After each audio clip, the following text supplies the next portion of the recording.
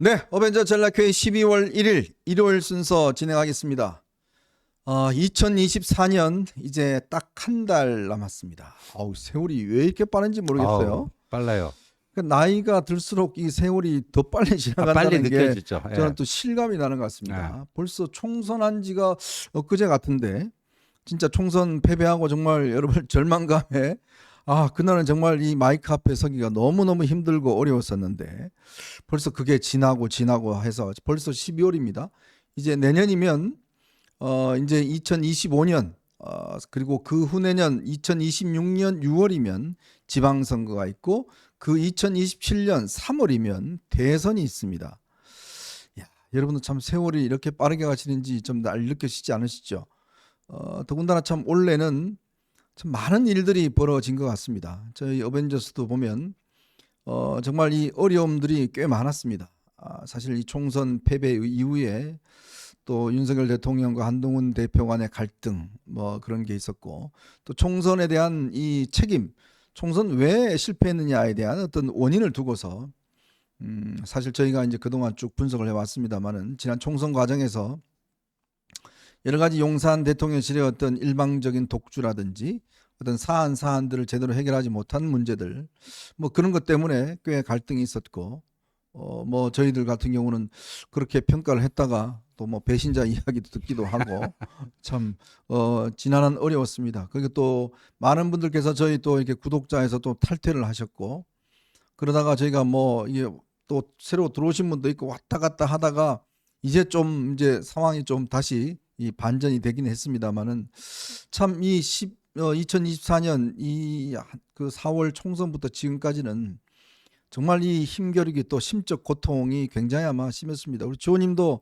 그 최전선에 서 있잖아요. 저는 뭐 요즘도 욕을 많이 얻어먹고 있기 때문에 네. 그냥 뭐 이제 욕을 안 먹는 날은 아주 재수 좋은 날이다 이렇게 생각하고 있습니다. 뭐 예. 배부르시겠네요. 네. 뭐 오래 살 것 같습니다. 네.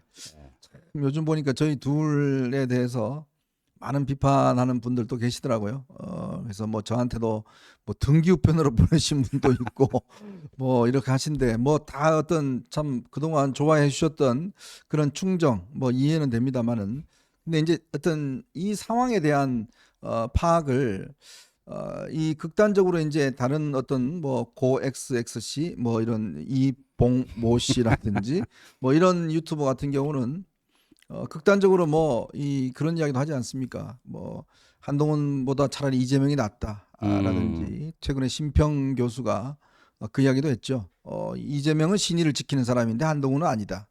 이런 이야기까지 참 우리가 그동안 몇 년 동안 그 이재명이라는 사람의 어떤 문제점 이거에 대해서 정말 줄기차게 지적해 왔고 그 인간성과 또 그 저의 어떤 정치적인 어떤 선동 뭐 이런 거 많이 지적을 해 왔는데 또 그 사람 때문에 많이 돌아가신 분들 문제를 많이 지적해 왔는데 아니 한동훈 대표가 누구를 뭐 죽였습니까? 한동훈 대표가 뭐 무슨 뭐 그에게 돈을 받았습니까? 무슨 대장동 같은 일을 했습니까?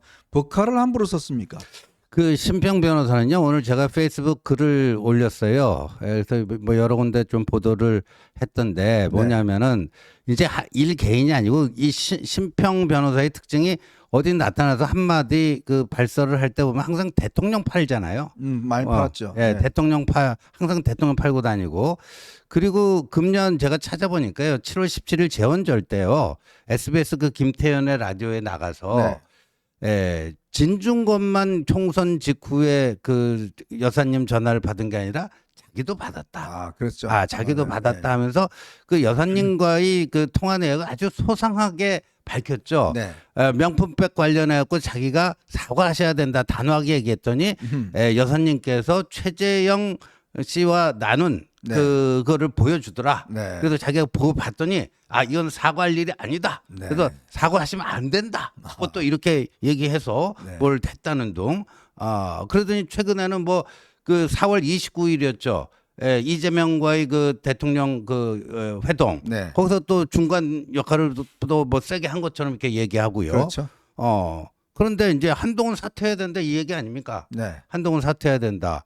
그런데 작년에 그 현정님 기억나시죠? 심평이 또 어디 라디오에 나와서요. 작년 뭐 7월이었다고 기억이 되는데 대통령께서 도저히 이제 국민의힘이 안 될 것 같으면 생각 접고 신당 창당할 것을 심각하게 고민 중에 계시다라고 그런 자기가 이야기 했죠. 들었다. 네네. 이렇게 얘기했잖아요. 음. 그 다음 날 그때는 그 다음 날 말이죠. 바로 김은혜 당시 홍보수석이 네. 심평 씨라고 하는 호칭을 써가면서 절대 대통령은 대통령 취임 이래 심평 씨와 그러한 비스무리한 얘기도 나눈 적이 없다. 네. 그러면서 대통령의 멘토라고 하는 그런 표현에 대해서도 황당한 이야기다. 이렇게 일축을 하지 않았습니까? 네네. 그래서 이 요번에 심평 씨의 이 경고망동에 대해서도 용산에서 뭔가 뚜렷한 입장 표명은 좀 필요하지 않을까 싶습니다. 그런데요, 보통 여러분 이제 언론에 등장하는 분의 어떤 메시지나 이런 것들이 좀 안 맞고 문제가 있을 때는 언론에서 더 이상 안 부릅니다. 네. 더 이상 그 사람에 대해서 마이크를 주지 않아요. 네.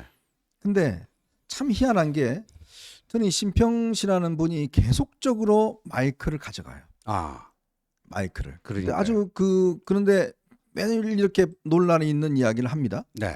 그 왜 그럴까요? 전 그러니까요.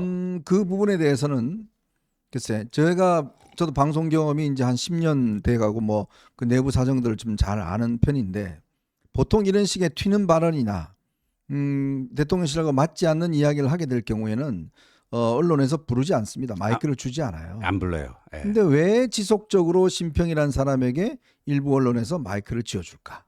저는 이 부분이 궁금합니다. 그건 한번 뭐 어디서 알고는 있겠지만 그러나 참 궁금하다는 생각이 들고요. 자, 그리고 또 하나는요. 제가 얼마 전에 이재명 대표가 이석연 변호사를 만났잖아요. 예, 그랬죠. 그러면서 본인이 그 이야기를 했잖아요. 나는 정치 보복 안 한다. 어. 나는 집권하더라도 언론 탄압하지 않고 절대 정치 보복하지 않는다.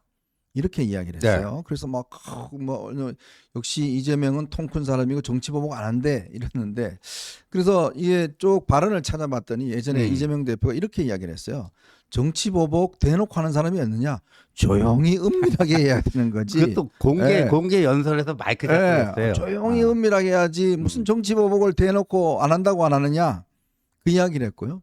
자, 그러면 박용진을 3번이나 떨어뜨린 거는 정치 보복일까요? 아니면 뭐 다른 걸까요? 정당한 공천권 행사라고 주장하겠죠. 네. 참 저는 그걸 보면서 이 사람이 가지고 있는 그 이중성 네. 이게 정말 드러나고 그리고 또 본인 입으로 정치 보복 조용하게 해야 됩니다. 남들 모르게 조용하게 죽여야 돼요. 라고 이야기를 하면서 아유 저 정치 보복 안 합니다. 이야기를 했어요. 근데 이런 분을 놓고 참 신의가 있는 분이네. 참 어떻게 저렇게 신의가 있을까? 라는 사람이 있어요. 자, 근데 그 사람을 매일같이 하는 이야기가 우리 윤 대통령의 멘토래요. 무슨 멘토일까요? 자, 그러면 이런 식으로 제가 지금 뭐 3단 논법으로 이야기했습니다만은 자, 그러면 이거는 저 사람은 아니다. 나하고는 아무 상관이 없다. 라고 메신저에 대한 어떤 선을 긋기를 저는 해줘야 된다고 보거든요. 그렇죠. 근데 그렇지 않으면 이 사람은 그걸 가지고 장사를 합니다. 그리고 이 사람은요 지금까지 계속 좌파 진영에 있었던 사람이에요. 열린우리당, 창당 뭐 등등 계속 그쪽에 있었던 사람이에요. 그 신동아에 그 심평 변호사가 신동아에 뭐 몇 년 전에 기고한 글을 봤더니 와 이재명을 극찬하잖아요. 시대가 낳은 걸출한 진정한 좌파, 진보 이렇게 명비의 청가를 부르더라고요. 자, 그러니까요. 참 저는 이게 지금 보수 진영을 이렇게 보면서 참 이분들 참 포용력이 크구나. 저렇게 한 사람도 그냥 끌어안아 사는 거구나. 라는 생각이 들었고 참 저런 이재명을 입만 열면 거짓말하는 사람을 신의가 있다.